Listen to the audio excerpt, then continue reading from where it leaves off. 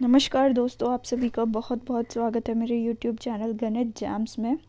तो आज हम करने वाले हैं चैप्टर नंबर 1 कक्षा 10वीं का पहला अध्याय रियल नंबर्स वास्तविक संख्याएं, और उस पर कितने टाइप के MCQ बन सकते हैं सारे करेंगे। ये एक क्वेश्चन बैंक है, ठीक है। So let's start. शुरू करते हैं अपना पहले प्रश्न से स्टार्ट करेंगे। यहाँ पर हमें पहला प्रश्न दिया है, संख्या 0.313131 ऐसे करके दिया हुआ है। इसको P/Q की रूप में हमें लिखना है। एक संख्या दिया है 0.313131 और यह संख्या ऐसे ऐसे आगे आगे बढ़ती जाएगी, ठीक है। तो वो बोल रहा है कि बताओ आगे इसको P/Q के रूप में हमें लिखना है। हमने कक्षा 9 में पढ़ा था कि इस तरीके के नंबर को हम कैसे P/Q के रूप में लिख सकते हैं। तो सबसे पहले क्या करना होता है, हमें इस x को मान लो, ये जो नंबर दे रखा है उसको x मान लो, और हमें पता है इसको हम 0.31 बार भी लिख सकते हैं। बार यहाँ पर हम ऑलरेडी पढ़ चुके हैं। बार क्या होता है, ये जो बार का निशान मैंने लगाया है इसका मतलब है कि ये जो 31 बार ये जो नंबर है जिसके ऊपर ये बार लगाया है हमने, वो रिपीट कर रहा है, यानी बार बार वही आए जा रहा है। 31 आया, फिर से 31 आया, ऐसी फिर से 31 31 31 31 ऐसे ऐसे आता रहेगा, ठीक है। तो हम इसको शॉर्ट फॉर्म में मैंने ये लिख दिया कि इसको हम लिख सकते हैं 31 बार करके, ठीक है। अब हम क्या करेंगे, अब हम देखते हैं दूसरी चीज़ कि कितने अंकों के ऊपर बार है। जैसे यहाँ पर कितने अंकों के बाद ऊपर बार है, 2 अंकों के ऊपर, ठीक है। तो यदि 2 अंकों के ऊपर होता है तो हम 100 से गुना करते हैं। यदि एक अंक के ऊपर, जैसे मान लो 0.7 बार होता है, यानी एक ही अंक के ऊपर बार है, तो उसे 10 से गुना करते हैं। यदि 3 के ऊपर होता है तो 1000 से। तो क्योंकि यहाँ पर 2 अंकों के ऊपर बार लगा हुआ है तो इसको हम 100 से गुना करेंगे। तो ये हो जाएगा 100x, इसको भी 100 से गुना करेंगे और इसको भी, और ये हो जाएगा। अब देखो, यदि मैं ये नंबर इसके बराबर है, तो यदि मैं 0.31313131 ऐसे ऐसे बढ़े जा रहा है आगे आगे आगे आगे तक, ठीक है, और इसको मैं चाहती हूँ कि मैं इसे 100 से गुना करूँ, तो कुछ भी दशमलव वाली चीज़ों को जब हम 100 से गुना करते हैं तो ये जो पॉइंट होता है ना दशमलव, वो जंप करके 2 अंकों के आगे आ जाता है। अब क्योंकि 100 से कर रहे हैं तो 2 अंकों से आगे फॉरवर्ड हो जाएगा, यानी यहाँ पे आ जाएगा। तो ये कुछ इस तरीके का हो जाएगा, 31.313131 ऐसे ऐसे ऐसे बढ़ता जाएगा, ठीक है। तो अब हम क्या करने वाले हैं, इस तरीके के जैसा ये प्रोसेस बता रही हूँ वैसे ही हम लोग इसको करते हैं। इसको हम समीकरण 1 नाम दे देंगे, इसको समीकरण 2 नाम दे देंगे। अब हमें क्या करना है, समीकरण 2 में से समीकरण 1 माइनस करना है। तो सोचो 100x में से एक x माइनस करना है, 100x में से x माइनस करना है। यहाँ पर क्या करना होगा, सेम चीज़ 31.31 बार में से 0.31 बार माइनस करना है। मैंने इसको, क्योंकि ये देखो यहाँ पर रिपीट हो रहा था 31 31, तो इसलिए मैंने यहाँ पर भी 31 बार लिख दिया। तो एक ही बात है वो, ठीक है। अब देखो यहाँ माइनस करके क्या मिलेगा, जब 100 में से एक x माइनस करेंगे 100x में से, तो 99x बचेगा। और यहाँ पर देखो पॉइंट के बाद वाले सारे नंबर सेम दिख रहे हैं। यहाँ पर 31 बार, यहाँ पे भी 31 बार है, तो ये तो 0 बच जाएगा यहाँ। तो हमें मेन क्या देखना है, 31 में से इस 0 को माइनस करना है, यानी 31। तो x का मान कितना हो गया, 31/99। तो क्लियरली ये P/Q की फॉर्म में आ गया हमारा आंसर। तो यही 31/99 हमारा करेक्ट आंसर है। तो ये हमारा आंसर हो गया, ठीक है। इस तरीके के प्रश्न आते हैं तो हमें हमेशा इसको ऐसे ही हल करना है। इसके शॉर्ट ट्रिक्स भी होती हैं, लेकिन हमें पता भी होना चाहिए कि ये आया कैसे, तो वो मैंने प्रॉपर आपको समझा दिया है। दूसरा है कि 5005 के अभाज्य गुणनखंडन में कितने विभिन्न प्रमुख अभाज्य गुणनखंड हैं। यानी 5005 दिया है, एक अंक दिया है एक संख्या दी है आपको, उसके अभाज्य गुणनखंड आपको बताने हैं। तो कैसे निकाल सकते हैं? 5005 के अभाज्य गुणनखंड के लिए गुणनखंडन विधि अपनाएंगे। क्लियरली ये 5 के पहाड़े में आ रहा है, 1 0 0 1 पे जा रहा है। फिर हम देखेंगे क्या ये 3 के पहाड़े में जा रहा है? तो नहीं, ये 3 के पहाड़े में नहीं आता, क्योंकि 3 के पहाड़े में केवल वो वाले नंबर आते हैं जिनको जब हम जमा करते हैं सारे अंकों को तो वो 3 के पहाड़े में आना चाहिए। तो यहाँ पर देखो 1 + 0 + 0 + 1 यानी 2, पर 2 तो नहीं आता 3 के पहाड़े में, तो इसलिए 3 के पहाड़े से तो ये जाएगा नहीं। तो हम देखते हैं कि और किससे चला जाएगा, ये किसके पहाड़े में आएगा? 5 के में नहीं आएगा, पर हाँ 7 के पहाड़े में आ रहा है ये, तो हम 7 के पहाड़े में देखेंगे इसको। 7 एकम 7, 30 बचेगा यानी 4 और फिर 3।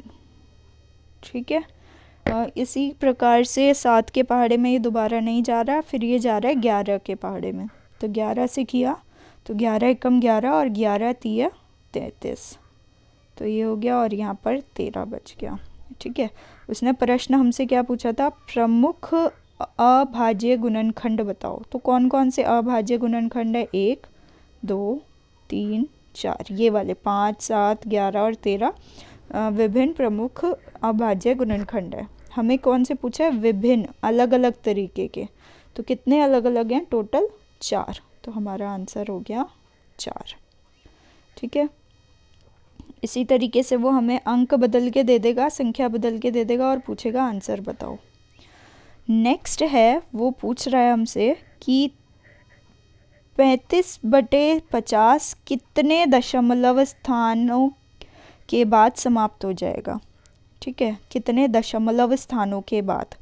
अब देखो यहाँ पे लिखा है 35/50, तो इसको दशमलव के रूप में लिखना है। तो पहले तो देख लो कि किसी के टेबल में दोनों में पहाड़े में आ रहा है या नहीं।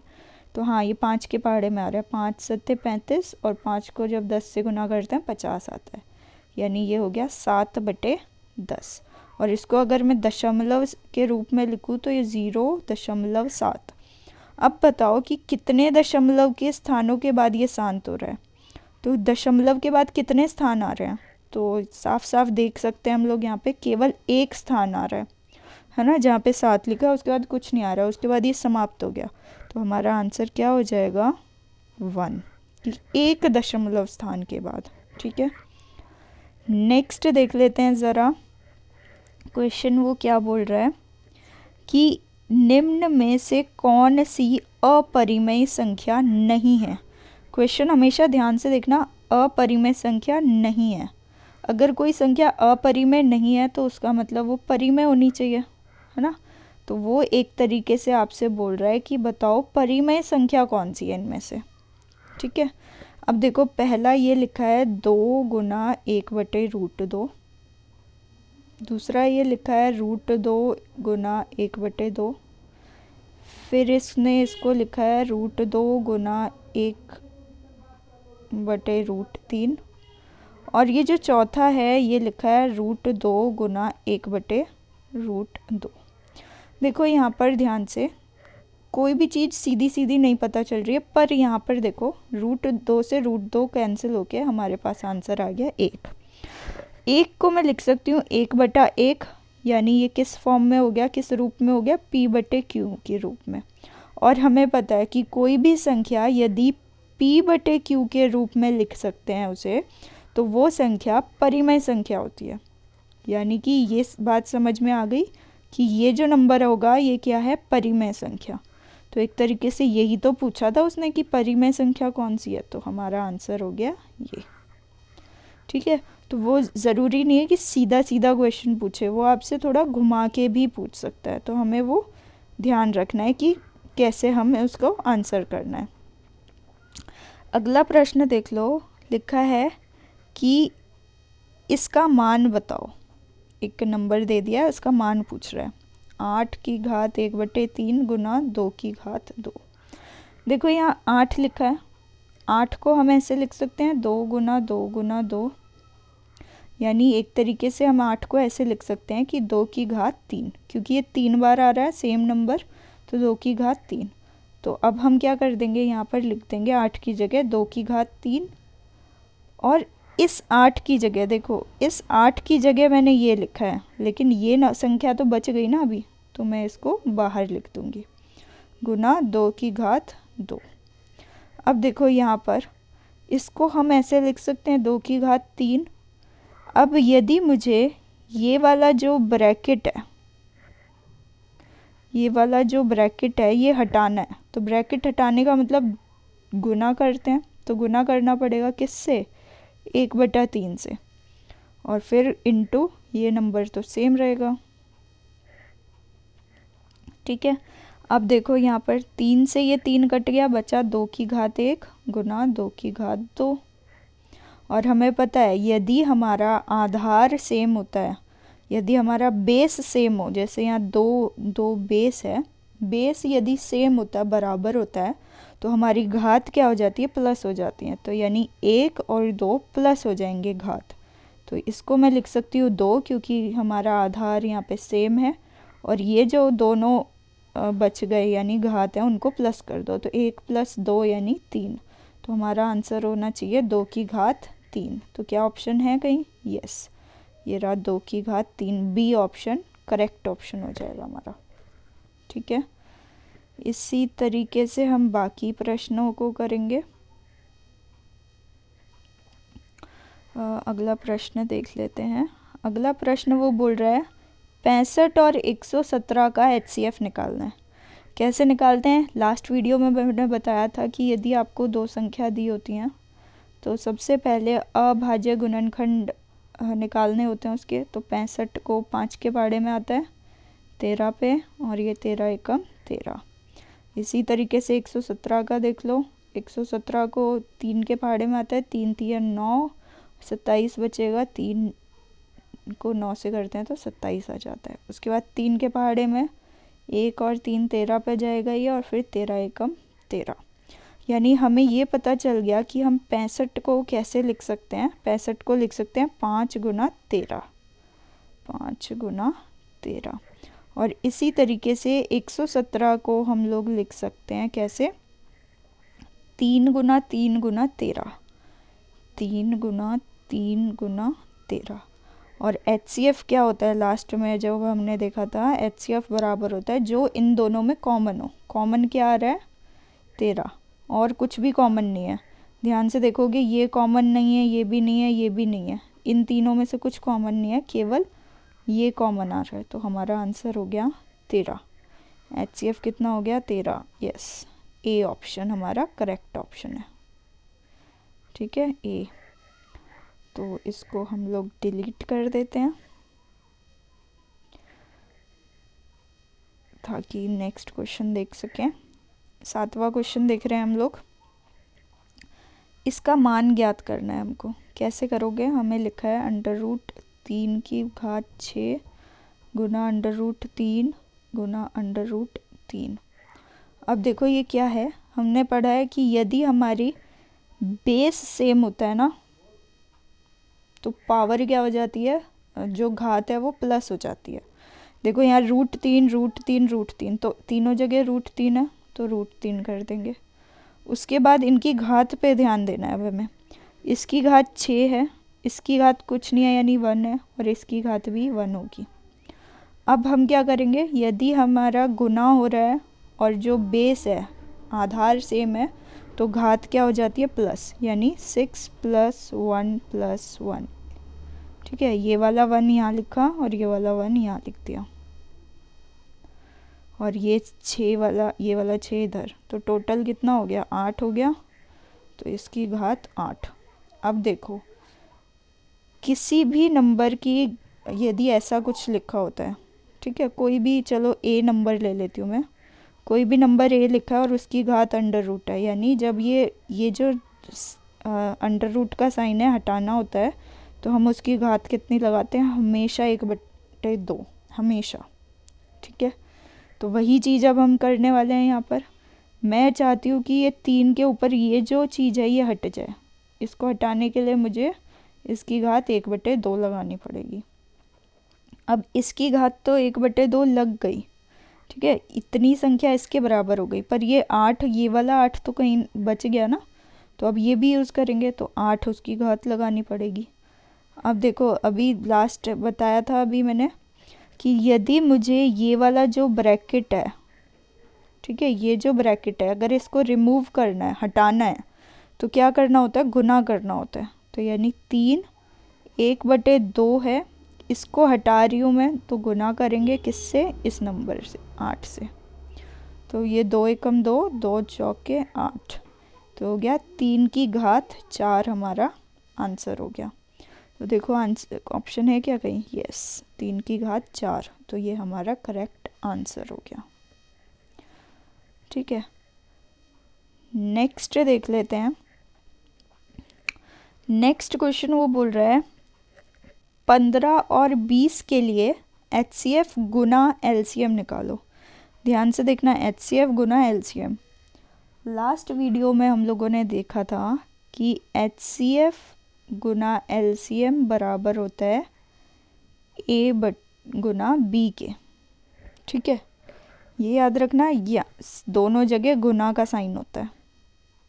ठीक है, अब वो हमसे क्या बोल रहे हैं, 20 और 50 का HCF गुना LCM बताओ कितना होगा। तो HCF गुना LCM क्या होगा, A अगर ये है, B अगर ये है, तो दोनों को गुना कर दो, 20 गुना 50, तो ये कितना हो जाएगा, 1000। अब देख लो 1000 कहीं ऑप्शन है, हाँ ये रहा, तो ये हमारा आंसर हो जाएगा 1000। इसी तरीके से हम नेक्स्ट क्वेश्चन देख लेते हैं एक बारी। नेक्स्ट क्वेश्चन क्या है ये हमारा, निम्न में से कौन सी संख्या का शांत दशमलव प्रसार है। शांत दशमलव प्रसार। अब देखो एक ना कॉन्सेप्ट आ रहा है यहाँ पर, बहुत इम्पॉर्टेंट है, उस कॉन्सेप्ट को समझ लो कि दशमलव प्रसार का क्या यूज़ होता है यहाँ पर। तो यदि आपके पास कोई भी, देखो कोई भी संख्या होती है, कोई भी संख्या है, वो दो तरीके से लिख सकते हैं, या तो वो परिमेय संख्या होगी, या फिर वो क्या होगी, अपरिमेय संख्या। ठीक है, तो हमेशा याद रखना कि जो अपरिमेय संख्या होती है उसका जो दशमलव प्रसार होता है वो अशांत होता है हमेशा। ठीक है, जैसे ही तुम्हें पता चला कि वो अपरिमेय संख्या है, सीधा सीधा लिख दो कि उसका दशमलव प्रसार अशांत है। लेकिन यदि कोई संख्या परिमेय संख्या है, ठीक है, परिमेय संख्या है, तो इसके दो हो सकते हैं, या तो शांत होगा, या तो शांत होगा दशमलव प्रसार, या फिर अशांत होगा। ठीक है, लेकिन देखो यहाँ पे परिमेय संख्या के दो केस हो सकते हैं, शांत होगा या अशांत होगा। ठीक है, अब देखो यहाँ भी अशांत है, यहाँ पे भी अशांत है, तो दोनों में फ़र्क क्या है। इस वाले परिमेय संख्या में क्या होगा, अंक जो है ना रिपीट करेंगे, यानी कि वो किस तरीके के होंगे, अशांत आवर्ती। ठीक है, आवर्ती का यहाँ पे क्या मतलब हो जाएगा, रिपीट हो रहे होंगे, जैसे 0.3131313131 ऐसे चले जाएंगे पर कहीं रुकेंगे नहीं। ठीक है, या फिर ऐसा हो सकता है 23.678 इस तरीके से रुकेंगे नहीं कहीं पे, पर चलते जाएंगे। लेकिन एक खासियत क्या होगी, रिपीट करेंगे हमेशा, 678 यहाँ 31 ऐसे ऐसे। ठीक है, लेकिन अपरिमेय वाले में क्या होता है, हमेशा यहाँ पे वो रुकेंगे नहीं, अशांत है। ठीक है, शांत नहीं है, अशांत है, लेकिन कुछ भी चीज़ रिपीट नहीं होगी, रिपीट नहीं होगी, बार बार नहीं आएगा। जैसे कुछ भी अंक हो सकता है, 0.3826942846 मतलब कुछ भी ऐसी चीज़ नहीं है रिपीट करे, कहीं पे भी अंक बार बार वही चीज़ रिपीट नहीं करेंगे, तो अपरिमेय संख्या उसमें होती है। ठीक है, अब एक खासियत और है कि यदि आपके पास कोई भी परिमेय संख्या दी हुई है। अब हम जानते हैं परिमेय संख्या है, ठीक है। यदि कोई आपको परिमेय संख्या दी हुई है तो परिमेय संख्या p/q के रूप में लिख सकते हो आप उसे। और यदि p/q की फॉर्म में लिखोगे और मान लो कि q का मान जो है 2 की घात n 5 की घात m, कुछ इस तरीके से है कि जब उसका आप अभाज्य गुणनखंड करोगे ना इस तरीके से q का, तो यहाँ पे जो अंक आएंगे वो या तो 2 होंगे या 5 होंगे, इसके अलावा कुछ नहीं हो रहा, ठीक है। यानी एक तरीके से ये कुछ इस फॉर्म में होगा। तब क्या होगा, हमेशा जो दशमलव प्रसार है इनका, दशमलव प्रसार वो हमेशा शांत होगा, ठीक है। आपको कैलकुलेट करने की भी ज़रूरत नहीं है, निकालने की भी ज़रूरत नहीं है। जैसे ही आपने देखा ये इस फॉर्म में आ रहा है, आप सीधा सीधा बोल दो दशमलव प्रसार शांत है। और अगर नहीं है, यदि इस फॉर्म में नहीं है, इस फॉर्म में नहीं है, तो दशमलव प्रसार कैसा होगा, अगर इस फॉर्म में नहीं है तो वो अशांत होगा। अभी देखा था ना, परिमेय संख्या के जो दशमलव प्रसार हैं, दशमलव प्रसार या तो शांत होगा या अशांत होगा। शांत कब होगा, जब p/q में जो एक q नीचे वाला है वो 2 की घात n 5 की घात m के फॉर्म में है। और अशांत कब होगा, जब इस फॉर्म में नहीं है, ठीक है। इस तरीके से हम बोलना चाह रहे हैं। अब प्रश्न देखो, यहाँ पर प्रश्न क्या था, वो बोल रहा है कि निम्न में से यहाँ पर मैंने ये लिख दिया है पर मैं यहाँ पढ़ पा रही हूँ इसको। ये बोल रहा है कि निम्न में से कौन सी संख्या का शांत दशमलव प्रसार है। तो पहले तो सारे अंक देखने पड़ेंगे हमें।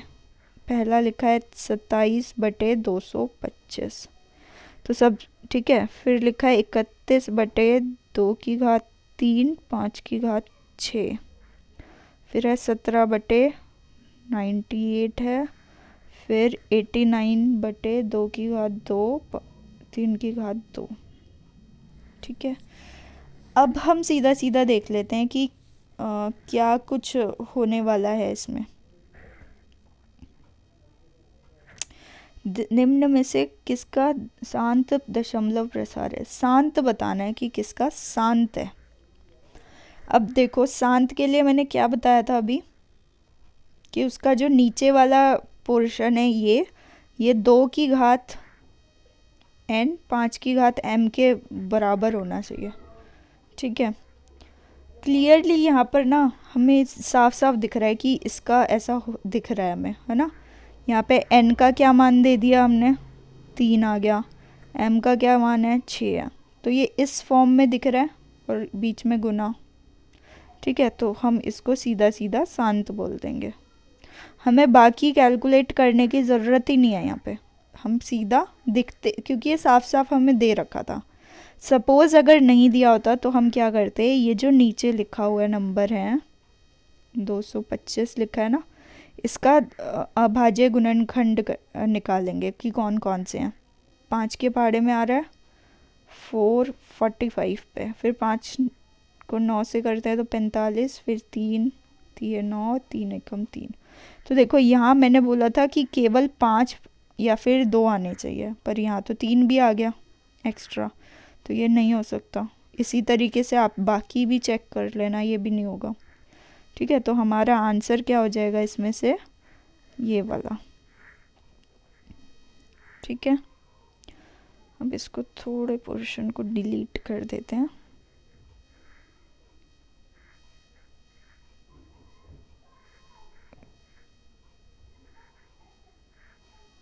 ओके, चलो डिलीट कर दिया। नेक्स्ट हम लोग देख लेते हैं। प्रश्न है, प्रश्न ये पूछ रहा है हमसे कि यदि n प्राकृत संख्या है तो n n स्क्वायर और n क्यूब का एलसीएम बताओ, ठीक है। किस किस का एलसीएम पूछ रहा है, n n square n cube का एलसीएम। देखो इसको तो मैं ऐसे लिख सकती हूँ n गुना 1, या n को केवल n ही लिखा रहने दो। इसको मैं लिख सकती हूँ n गुना n और इसको लिख सकती हूँ n गुना n गुना n।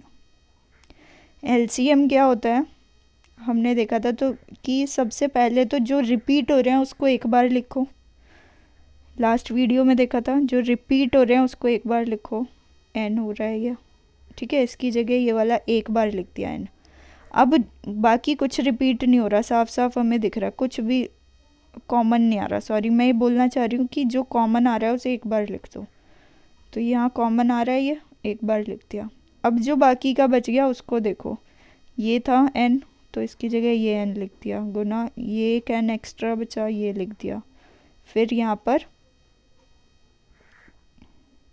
ये वाला भी लिख दिया। अच्छा, यहाँ पर ना जब 3 अंकों का होता है ना, यहाँ पर एक बार देख लो, जब ऐसे 3 अंकों का आपके पास दिखेगा तो LCM होता क्या है बेसिकली, लीस्ट कॉमन मल्टीपल, एक ऐसा नंबर जो तीनों मतलब तीनों का मल्टीपल हो, तीनों का, ठीक है। तो यहाँ पर इसका आंसर क्या आ जाएगा, n³, क्योंकि यहाँ पर हम LCM कैसे फाइंड आउट कर रहे हैं इसका, थोड़ा आप कंफ्यूज नहीं होना। ये कॉमन आ रहा है, इसकी जगह एक बार n लिखा, ये कॉमन आ रहा है, इसकी जगह एक n लिखा, और लास्ट में बच गया ये तो इसको लिख दिया। तो टोटल हो गया n की घात कितनी है, 1 2 3 3। तो LCM हो गया n की घात 3, ठीक है। नेक्स्ट देख लेते हैं, पाई लिखा हुआ है यहाँ पर, पाई का दशमलव प्रसार कैसा होगा। देखो पाई क्या होता है, 22/7। पर हमेशा याद रखना जो पाई है होता है ना वो 22/7 के बराबर कभी नहीं होता, बल्कि लगभग बराबर होता है, दोनों में अंतर है। ये जो 22 लिखा है 22/7, देखो यहाँ पर ये इस साइन में और इसमें अलग अलग मतलब होता है। इसका मतलब होता है बराबर और ये इसका मतलब है लगभग बराबर। तो ये 22/7 के बराबर नहीं होता बल्कि लगभग इतने के बराबर होता है।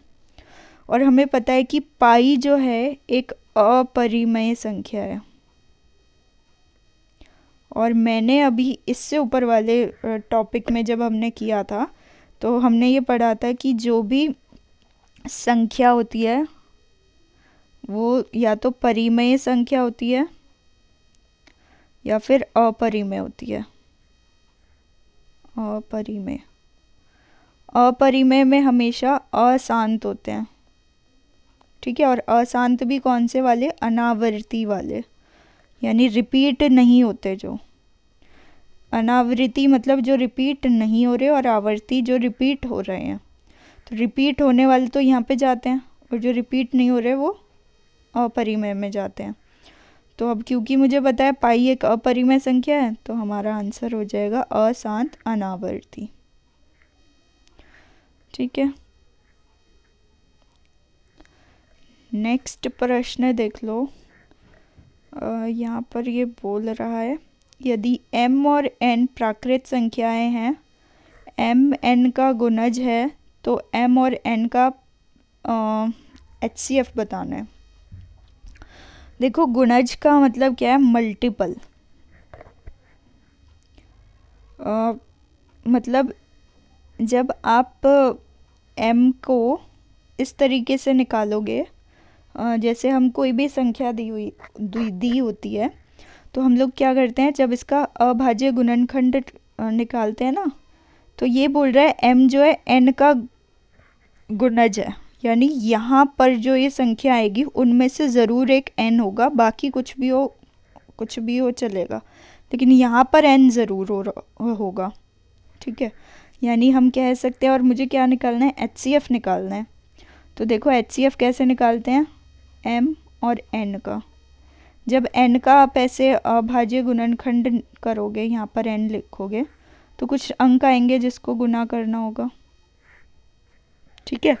तो अभी के लिए ना मैं ऐसे ही लिख रही हूँ इसको कि यहाँ पर n आएगा, ठीक है।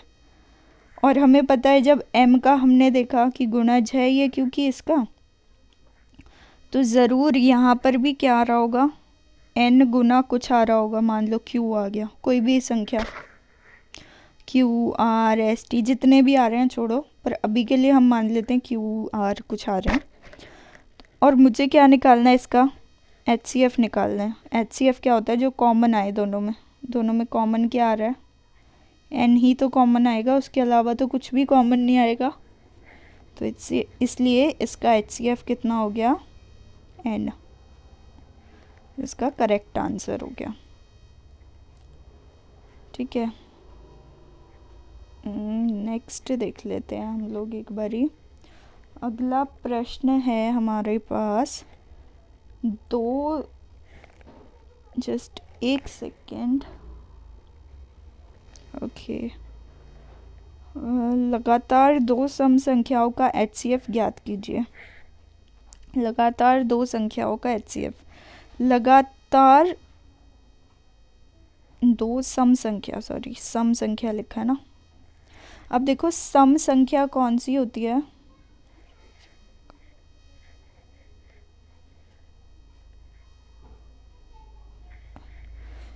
सम संख्या कौन सी होती है, वो संख्या जो दो के पहाड़े में आती है, जैसे 0, 2, 4, 6, 8, 10, 12 इस तरीके से, यानी इवन संख्या। ठीक है, वो निकालनी है हमको। इसका क्या निकालना है, HCF निकालना है। तो ये कुछ इस तरीके की संख्या दिख रही होगी। उसने बोला है लगातार दो सम संख्या।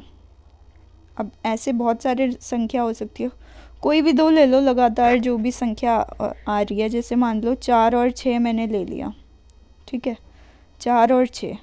तो इनका यदि मैं HCF निकालूं, क्योंकि HCF निकालने की बात हो रही है ना, HCF निकालूं तो कैसे निकालेंगे, पहले 4 का अभाज्य गुणनखंड निकालेंगे। तो ये हो गया, 4 को हम लिख सकते हैं 2 गुना 2। इसी तरीके से 6 को हम लिख सकते हैं 2 गुना 3। और हमें पता है HCF क्या होता है, जो दोनों में कॉमन हो। कॉमन क्या है, 2। तो इसका HCF कितना आ गया, 2। इसी तरीके से कोई और दो संख्या ले लेते हैं, 6 और 8 ले लो, 6 और 8। ठीक है, जब हम 6 और 8 का निकालेंगे अभाज्य गुणनखंड विधि के द्वारा, तो ये हो जाएगा 6 का निकाला, 6 को आप लिख सकते हो 2 गुना 3, और 8 को हम लिख सकते हैं 2 गुना 2 गुना 2। तो HCF क्या हो जाएगा यहाँ पर, HCF कॉमन जो आ रहा है, कॉमन क्या आ रहा है, केवल 2 ना, 3, 2, 2, यहाँ पर कुछ भी कॉमन नहीं आ रहा, केवल यही वाला कॉमन आ रहा है। तो HCF कितना आ गया, 2। तो पिछले वाले में भी 2 आया था, इसमें भी 2 आया, तो आप ये पाएंगे कि हर बार 2 ही आएगा आपका HCF। ठीक है, तो हमारा करेक्ट आंसर क्या हो जाएगा, यहाँ से 2। ठीक है, तो सम संख्याओं का 2 हो गया। इसी तरीके से वो पूछ रहा है दो क्रमागत विषम संख्याओं का लगातार कॉन्जिक्यूटिव नंबर, क्रमागत या फिर लगातार, सेम चीज़ है, कंफ्यूज नहीं होना, पेपर में आएगा तो ये आप याद रखना। तो देखो विषम संख्या कौन सी होगी, जो 2 के पहाड़े में नहीं आती। तो 1, 3, 5, 7, 9, 11 इस तरीके से। अब कोई भी 2 उठा लो लगातार जो नंबर आ रहे हैं, मान लो 3 और 5 उठाया, 3 और 5, 3 को कैसे लिख सकते हो, 3 गुना 1, 5 को लिख सकते हो 5 गुना 1। तो HCF क्या होता है, जो कॉमन आता है, कॉमन क्या आ रहा है, 1। तो इसका HCF कितना हो गया, 1। इसी तरीके से कोई और संख्या उठा लो लगातार, जैसे यहाँ से मैंने क्या क्या लिया, 9 और 11, लगातार वाली लेनी है, जो संख्या सीरीज़ है इसमें से लगातार। तो ऐसे ही 9 और 11 का देख लो, 9 को लिख सकते हैं 3 गुना 3, 11 को लिख सकते हैं 11 इंटू 1, इसको भी 1 यहाँ पर लिख सकते हैं। तो यहाँ कॉमन क्या आ रहा है, 1। तो HCF कितना हो गया, 1। तो आंसर यहाँ पर हो जाएगा हम लोगों का, आंसर हो गया 1। ठीक है, इसी तरीके से कोई भी प्रश्न आपसे पूछा जाएगा, हम लोग कर सकते हैं।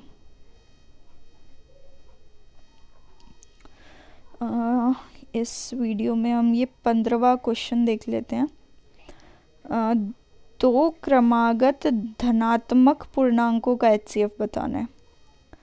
क्रमागत पॉजिटिव इंटीजर प्लस वाले नंबर, देखो पहले नंबर लिखो कौन कौन से होते हैं। 1 2 3 4 5 6, कौन से लिख रहे हैं हम?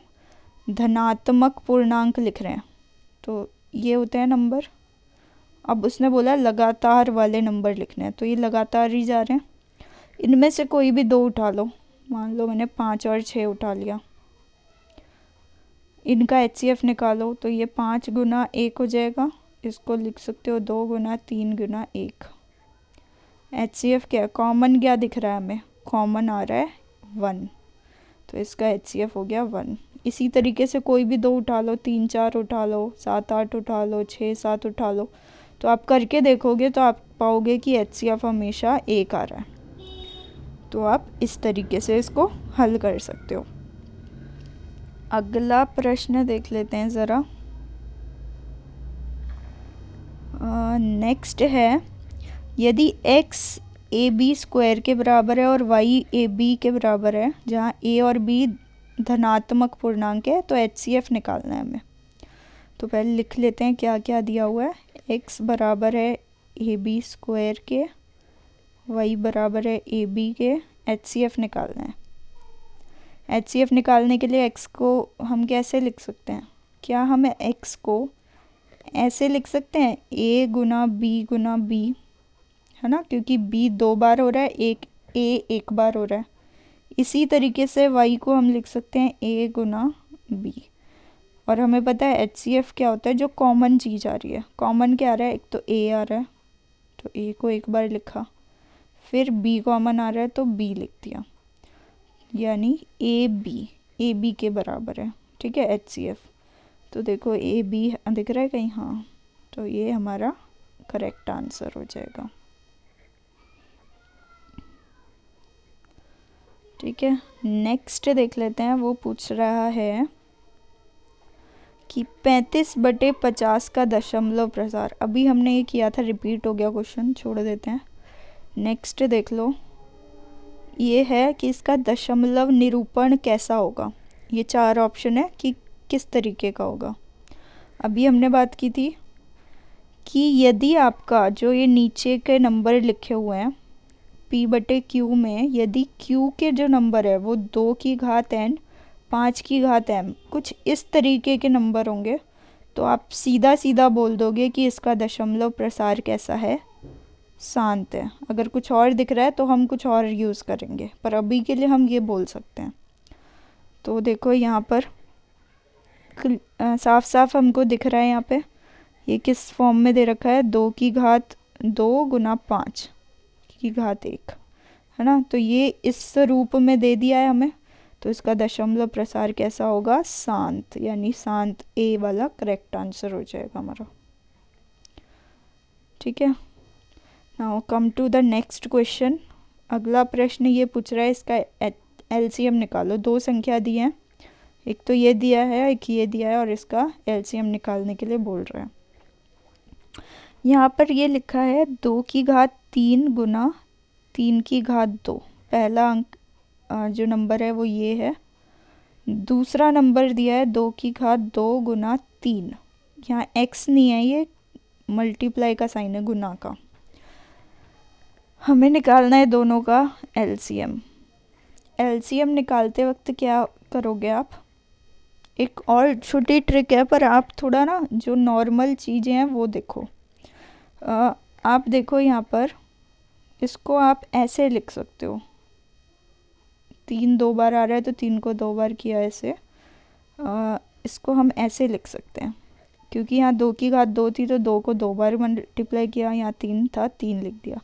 यहाँ 2 की घात 3 थी तो 2 को 3 बार गुना किया, और 3 की घात 2 थी तो 3 को 2 बार गुना किया। एलसीएम कैसे लिखते हो? पहले जो रिपीट हो रहा है उसको लिख लेते हैं, तो 2 गुना 3। ठीक है, अब जो अंक बच गए उसको हमें लिखना है गुना करके। अब क्या बच गया? ये 2 बचा तो 2 लिख दिया, 3 बचा तो 3 लिख दिया। यानी ये कुछ इस तरीके से। अब देखो 2 कितनी बार रिपीट हो रहे हैं, 1 2 3, यानी 2 की घात 3 लिख दोगे, गुना में 3 कितनी बार आ रहा है, 3 आ रहे हैं 2 बार, 1 2, तो 3 की घात 2। तो हमारा एलसीएम ये आ गया। अब देख लेते हैं कहीं ऑप्शन है क्या। 2 की घात 3 और 3 की घात 2, 2 की घात 3, ओके यहाँ पर ऑप्शन ही नहीं है। सो ये ऑप्शन अवेलेबल नहीं है यहाँ पर, यानी हमारा ये ऑप्शन नहीं है, एलसीएम इसका ये होगा। ठीक है, और इसी तरीके से अगर आपसे एचसीएफ पूछे जाएगा तो एचसीएफ में हम कॉमन चीज़ बताते हैं, और कॉमन चीज़ क्या आ रही है, एक तो 2 आ रहा है, फिर ये 2 आ रहा है, फिर ये 3 आ रहा है, यानी 2 की घात 2 गुना 3 हमारा एचसीएफ होता है। ठीक है, ये एचसीएफ हो जाएगा। तो जो भी पूछेगा आप अकॉर्डिंगली बता दोगे। ऑप्शन अवेलेबल नहीं है, पर आंसर, करेक्ट आंसर जो है ये जो हमने किया वही है। 20th देख लो, इसमें वो बोल रहा है एचसीएफ 2 संख्याओं का 18 है और उनका गुणनफल 360 है, तो एलसीएम क्या होगा। यानी एक तरीके से वो बोल रहा है कि एचसीएफ किन्हीं भी 2 नंबर का एचसीएफ 18 दे दिया है, गुणनफल यानी उन दोनों को गुना करके आंसर आ रहा है 360। जो 2 संख्या ली है हमने जिनका एचसीएफ 18 आ रहा है, उन दोनों को गुना करके 360 आ रहा है, तो एलसीएम कितना होगा। लास्ट वीडियो में मैंने बताया था कि एचसीएफ गुना एलसीएम बराबर होता है ए गुना बी के। अब देखो हमें क्या दिया है, एचसीएफ दिया है 18, 18 मान रखेंगे, एलसीएम पता नहीं तो एलसीएम की जगह एलसीएम रखेंगे। ए गुना बी हमें दिया है 360, तो यहाँ 360 रख दिया, तो एलसीएम कितना हो जाएगा। ये 18 यहाँ पर गुना हो रहा है, तो सीधे हाथ को जाकर ये क्या हो जाएगा, भाग में चला जाएगा। अब देखो 18 एकम 18, 18 दूनी 36 और 1 0, तो एलसीएम कितना हो गया 20। तो इसका करेक्ट आंसर है 20, यानी कि ए ऑप्शन। ठीक है, सो नेक्स्ट क्वेश्चन अगली वीडियो में करेंगे, क्योंकि ये वीडियो बहुत ज़्यादा लंबी बन चुकी है। So thanks for watching this video. अगर आपको ये वीडियो अच्छी लगती है तो प्लीज़ अपने दोस्तों के साथ इसे शेयर करें, लाइक करें एंड कमेंट करें। और अगर अभी तक आपने मेरे चैनल को सब्सक्राइब नहीं किया तो प्लीज़ मेरे चैनल को सब्सक्राइब कीजिए।